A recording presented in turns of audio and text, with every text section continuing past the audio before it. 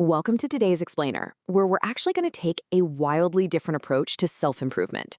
Usually, when we want to upgrade our lives, our very first instinct is to add. We want to add a new morning workout, add a side hustle, add a new hobby to the mix. But what if the actual secret to a better, much more focused life isn't about what you're adding, but what you are subtracting? Today, we're diving deep into this concept of addition by subtraction through a really specific, highly effective framework called the Don't Do List. Based on our source material, we're going to examine exactly 20 specific habits that are currently standing right between you and your peace of mind. Now, 20 might seem like a high number at first glance, but it turns out almost every single one of us is doing at least a handful of these things every single day. And researchers have actually found that this sheer mental weight is a primary driver of burnout, frustration, and that lingering feeling of just being totally overwhelmed. We're going to break every single one of them down for you. So before we get into the list itself, I want you to ask yourself a super simple question. What if you just stopped, right? Instead of the traditional advice that tells you to add more tasks, set more goals, and pile more pressure onto your incredibly busy day, just consider the profound relief of giving yourself permission to stop. It's a massive shift in perspective. You honestly don't need more discipline. You just need to drop the dead weight. To make a list of 20 items totally manageable for us today, we've organized them into 3 core buckets: reclaiming your time and focus, guarding your energy and boundaries, and finally, mastering your internal mindset. Let's jump right into section 1, reclaiming time and focus by dropping those daily distractions. Let's look at the incredible amount of energy we waste daily by allowing outside forces to hijack our attention. The first few items on our don't do list are purely logistical. First off, stop having so many notifications turned on. Did you know it takes an average of 23 minutes to fully refocus after a single notification distracts you? That is a massive chunk of your day lost to a random buzz in your pocket. Second, stop multitasking. The data is abundantly clear here. Doing 2 things at once just means you're doing them both poorly.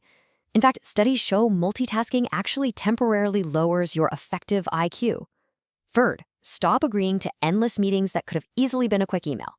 And lastly, stop answering random, unscheduled calls. When you drop these 4 habits, you instantly win back hours of your week and fiercely protect your fragile focus. Moving along, we hit another massive drain on our mental bandwidth. Step 1 here, please drop the rigid morning routine. It is perfectly okay if you don't wake up at 4 a.m. to take an ice bath and journal for an hour. If a super strict routine is just stressing you out, simply stop doing it. Step 2, stop trying to finish absolutely every book you start. If you're 50 pages in and it's an absolute slog, give yourself the grace to put it down and move on to something that actually captivates you. And step 3, stop trying to remember all the details. Guys, we are not hard drives. Offload those tiny details onto a piece of paper or a digital note and stop wasting your precious mental energy trying to be a walking encyclopedia. Which leads us perfectly into section 2. Guarding energy and boundaries, and managing those exhausting social pitfalls. Okay, saying yes to everyone and trying to make everyone happy, these are 2 deeply intertwined social pitfalls that will completely drain your energy reserves. It's basically a recipe for resentment, and they belong on your don't do list immediately. Saying yes to everyone ultimately means you're just saying no to yourself.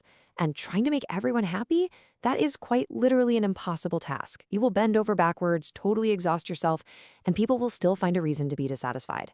The second you stop making everyone else's happiness your primary responsibility, your life gets infinitely lighter. And building right on top of that, it is incredibly liberating to realize you simply don't owe your time to people who drain your vitality. We all know who these energy vampires are in our lives, right?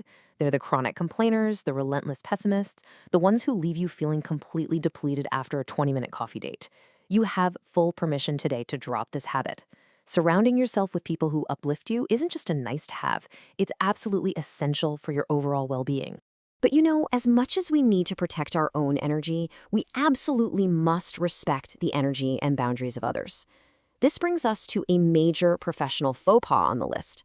Stop canceling meetings at the absolute last minute. Have you ever been on the receiving end of a last-minute cancellation? It instantly signals that your time isn't valued. Part of creating healthy boundaries is being reliable. When you commit to something, follow through, or at least give plenty of notice. It creates this great culture of mutual respect that pays massive dividends in all your personal and professional relationships. All right, shifting gears to our final bucket, Section 3, Mastering Your Internal Mindset, where we're going to conquer some deep internal struggles. For years, we've been told to strive for this perfect work-life balance, to build a giant, strict wall between the two. But the source material argues this is actually totally exhausting. Trying to enforce this absolute separation means you are constantly policing yourself. Instead, put the obsession with separation right onto your don't-do list. Allow your work and life to integrate a bit more naturally. If you need to answer a quick personal text at the office or sketch out a professional idea on a Sunday morning because inspiration randomly struck, that's entirely okay. Stop fighting the natural flow.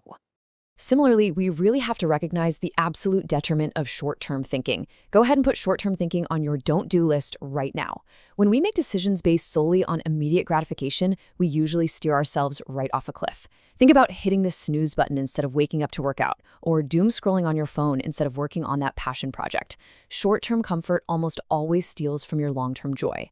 Adopt a long-term perspective instead. Just ask yourself, will this matter in a year? Will this decision actually benefit the future version of me 5 years from now? It completely changes the game. Mastering your mindset also means taking a hard look at how we treat our physical bodies. When we're stressed, it's so easy to fall into coping mechanisms like staying up way too late just to reclaim a tiny bit of personal time, or relying on vices to numb out.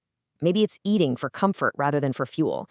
But let's be real, these habits ultimately just make reality much, much harder to deal with the next day. Dropping these behaviors isn't about punishing yourself. It's about removing the exact obstacles that are keeping your body and mind from naturally recovering. Let's take a collective deep breath here because this next one hits pretty hard. Stop blaming others. Quitting this instinctual habit is incredibly tough.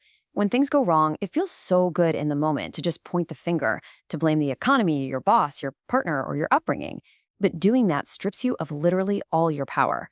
The moment you place blame on your don't-do list and start taking absolute ownership of your circumstances, you instantly regain the steering wheel of your own life. Right alongside dropping blame, we have this massive internal drain, caring what everyone else thinks. Look, we are wired by evolution to want to fit in with the tribe. It's what kept our ancestors safe. But in the modern world, it's a total trap.